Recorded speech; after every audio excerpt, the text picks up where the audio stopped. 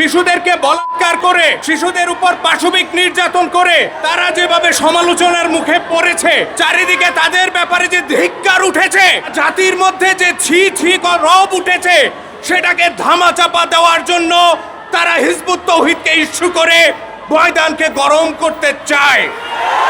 যে উগ্রবাদী সমাবেশ, বেআইনি সমাবেশ করেছে, আমাদের অনেক শুভাকাঙ্ক্ষী জিজ্ঞাসা করেন কি কারণে তারা আপনাদের বিরুদ্ধে লেগেছে, এত আদা জল খেয়ে কেন লেগেছে। আমরা দুইটা কারণ বলছি। প্রথম কারণ, তারা সারা বাংলাদেশে শিশুদেরকে বলাৎকার করে, শিশুদের উপর পাশবিক নির্যাতন করে তারা যেভাবে সমালোচনার মুখে পড়েছে, চারিদিকে তাদের ব্যাপারে যে ধিক্কার উঠেছে, জাতির মধ্যে যে ছি ছি রব উঠেছে, সেটাকে ধামাচাপা দেওয়ার জন্য তারা হিজবুত তৌহিদকে ইস্যু করে ময়দানকে গরম করতে চায়। এটা হচ্ছে প্রথম কারণ। দ্বিতীয় কারণটার কথা বলছি। আপনারা জানেন, একটি রাজনৈতিক শক্তি বর্তমানে বাংলাদেশের রাজনীতিতে প্রবেশ করতে চাচ্ছে।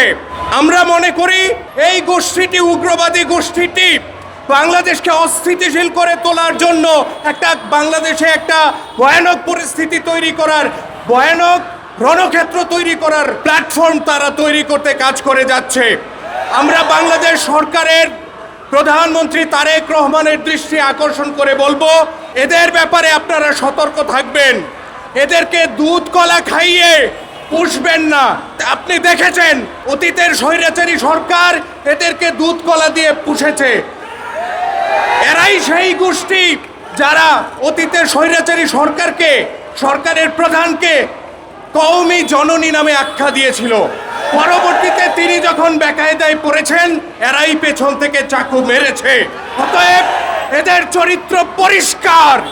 এরা আপনার কাছ থেকে সুযোগ সুবিধা নেবে, তারপর যদি আপনি কোনো কারণে বেকায়দায় পড়েন, আপনাকেও তারা পেছন থেকে চাকু মারতে দ্বিতীয়বার চিন্তা করবে না।